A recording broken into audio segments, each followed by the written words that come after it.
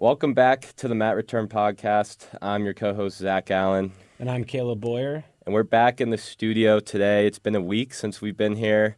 Not much happened. I mean, Penn State did have a dual meet. I don't think there were really any surprises there.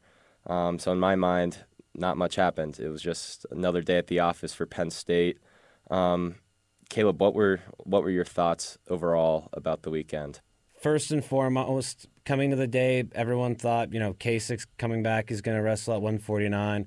But then last minute, they announced that he's going to have a wrestle off for the starting role at 149 for the remainder of the year. He obviously went on to win that, so it looks like they'll probably end up burning his red shirt.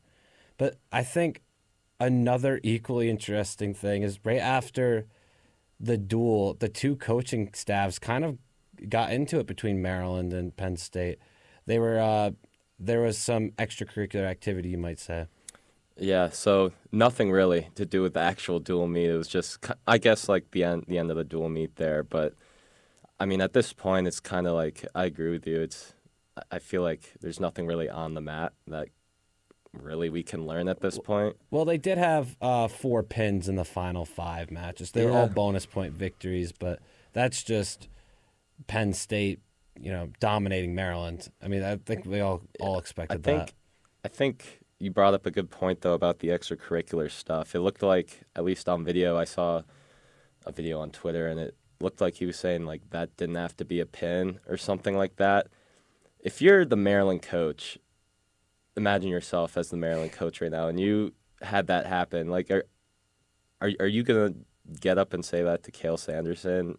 Not just because it's Cale Sanderson, but just because, I mean, even though the dual meet was like already out of reach, that doesn't mean in my opinion, that these individual guys shouldn't go for bonus points and all of that other stuff. Well, they're wrestling for more than just the team points too. Like not every one of them, but a handful of those guys, they could be up for the Hodge at the end of the year. I mean, we don't know now, but I would imagine guys like Carter, Aaron, Greg, those could be guys who are finalists for the Hodge. Those bonus points are important. What do they look at? Like, look at bonus point percentage, how many pins you have, how many. It is important. So I don't really get his sentiment. I know it's frustrating to get handled like that in the second half, but you've got to be a little more conscientious than that. Yeah, and wrestling's one of those sports where it's kind of like both. It's kind of like a team sport and an individual sport at the same time. So I personally agree with you. I just, like, I was going to bring up the Hodge Trophy criteria as well. Like, everything that you just said goes into it. So I really don't see a problem with it, and especially in a sport like wrestling where I feel like it's more competitive than maybe some other sports. So yeah, I really didn't see a problem with it. But moving on to Ohio State real quick. Personally, I forecast once again nothing new. Another Penn State victory. They just beat Michigan. They upset Michigan by 1 point though, and we saw what Penn State did to Michigan. I think really for me the bout to watch is at 141 pounds again. Bo Bartlett, number 2. The weight class is taking on number 3, Jesse Mendez, who finished, I think, 6th last year at the same weight class. I mean, that personally is something I'm going to watch. It's the only, surprisingly, with the amount of ranked wrestlers, it's not only the only top 3 matchup, it's the only top 5 matchup, the only top 10 matchup. So really, that's like what I'm most excited for. But do you have like a prediction or an upset or another match that you're also excited for? Just overall, this is an Ohio State team that's super young. I mean, guys up and down the lineup, they're underclassmen, so they're not like popping high up in the rankings, like a K-Sack or a Braden Davis at the start of the year. So they're not coming in being ranked top 15. So, I mean, these guys are talented. I think this is probably I imagine that this will probably be close with Iowa in terms of which team is better in terms of the dual matchup alone. I think Ohio State is better than Michigan. obviously they beat them, but by a more significant margin than that 1 point victory might suggest. I know Michigan forfeited 141, but I think that moving forward, this could be like a sign of things to come for Ohio State. They might make it back up until that top 5 echelon that we saw them at. Like, you mean just a number of years ago before COVID, I mean, they were really, really good. So I definitely think it's an indicator of that. Yeah, you talk about young guys. I mean, Mendez is in his second year wrestling, and he finished 6th as a true freshman last season. So yeah, I think Ohio State's on the rise. But really, like, I feel like a lot of the stuff we talk about on here is, Penn State's going to win. And so I think it's time, February is about to hit, which means next month is March, obviously, which is when all of the national conference tournaments happen, the NCAA tournaments happen. Looking nationally, even outside of the Big Ten, who is there a Penn State guy that you think that isn't a favorite? It's not a Carter Strachey or Aaron Brooks or Levi that could potentially win the entire thing? I'm kind of leaning towards Braden Davis at 125. I know he's up to what, 3 now. Yeah. He's third. He's third at 125. You have a weight that's completely wide open from top to bottom. I mean, how many times has number 1 gone down? I mean, you talked about it last week. He's the only undefeated guy at 125 pounds. I think that's the most wide open weight right now. So if anyone's going to be not a favorite and win it, I think it's going to be Braden. I think Truax is going to have more of a, like, I don't want to say more of a gauntlet, but I think that in terms of his ability to go out there and he's not competed in a national championship matchup yet. I mean, I don't see anybody else. Maybe Messenbrink at 165 as well. I mean, guys like O'Toole have looked beatable. Even recently, he was down 5-1 and came back and majored Ramirez. So those are really the only 2 guys that aren't favorites right now that I think could win it. Yeah, you mentioned Davis first. I was going to say Mitchell Messenbrink. I think really when you look at that weight class, I think obviously the 2 favorites are O'Toole and David Carr. Then you have Ramirez there. I just think Messenbrink has looked probably as good as anybody on Penn State's roster this season, and he's currently number 7, which I think by the end of the season we'll see he gets into the top 5 or whatever. But I really think coming into this year, it was really seen as kind of Keegan O'Toole and David Carr's weight class to lose, and I still think it is. I still think it is theirs to lose. I know O'Toole barely beat Peyton Hall of West Virginia, so he's shown signs that he can be beat. David Carr has been beaten by Ramirez too, so I think it's really beyond O'Toole and Carr. I think Messenbrink would be the favorite. I think him and Ramirez are like right there as the next 2 that could really bring them down. But in terms of like a gauntlet, I think Messenbrink has probably a much easier path. But yeah, I to your point about the 125-pound class, I feel like by the same token, Braden could easily, lose first round. Like I remember Drew Hildebrandt, he transferred in and he was good, and then he ended up like late season kind of. I'm not saying Braden Davis is going to do this. It was kind of like an entirely different situation. But then he got bounced early first round, and I think Braden has definitely shown to me way more of an offensive wrestler than I think kind of Drew Hildebrandt showed he could be. But like you said, I just think it's like every week I see someone goes down in like the top 3. And I feel like at a national tournament, that's really just going to be a recipe for chaos. So I'm really excited to see him specifically, especially considering, Penn State hasn't had like a All-American at 125 pounds in a while.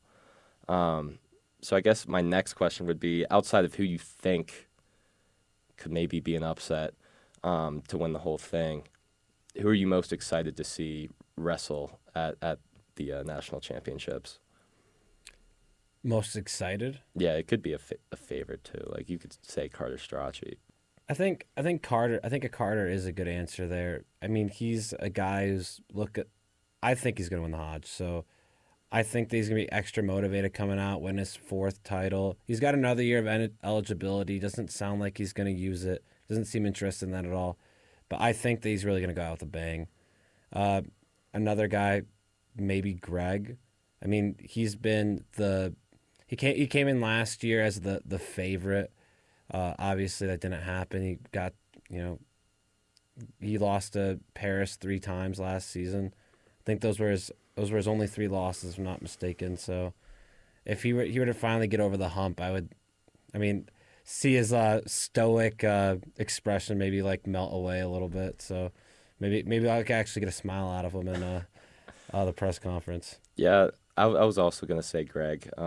I think, he's had Gable to deal with, Mason Paris to deal with. I mean, he could still have to deal with Gable. Who knows? But right now, I think he's really probably clearly the favorite to win that weight class. And he would have won it last year if Mason Paris never existed. He would have been undefeated national champion. And like you said, I think he kind of runs under the radar a little bit just because he's at the end of the meet and always just handles business. And then, he's not the most outspoken guy, so hopefully we get a smile out of him. But I kind of want to go back to the last question I asked you and flip it around. Is there a guy at the top that you could see, I'd say not a number 1 guy, but number 1 or 2 that, may not live up to his expectations a little bit? I'm not saying like not All-American, but, maybe not getting the 3rd place match even. Not even getting to 3rd place. Or we'll just keep it at not win or not get to the national championship. Well, I think you're probably looking at either Aaron Nagao or Bernie Truax based off how they've both wrestled this year. They've both dropped some critical matches. I mean, Aaron had that one where he got pinned in sudden victory. So I think those 2 guys, they've struggled. And I don't know if it's just them adapting. They're on a new coaching staff, a new team. I don't know what it is, but that was something they'd have to figure out in order to avoid it. Because right now, I don't think either of them are in the top 3, so they're not projected to be in that conversation right now. I think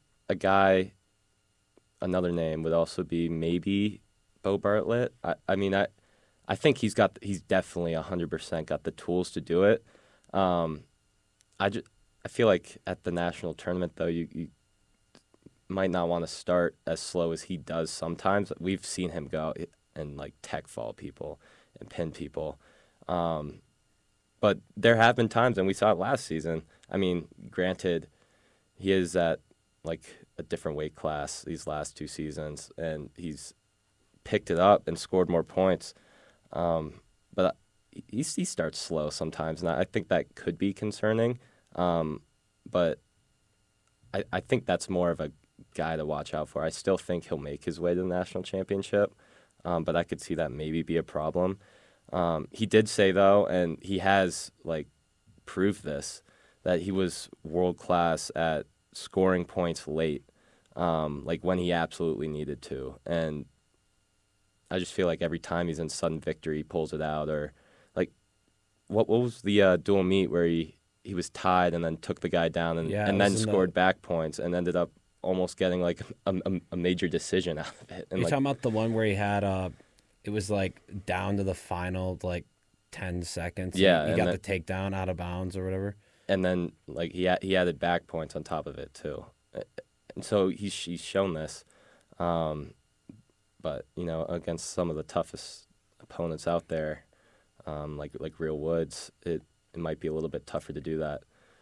But speaking of Bo Bartlett, he also said he was world class at cooking and Super Smash Bros. In comparison to the rest of the Penn State roster.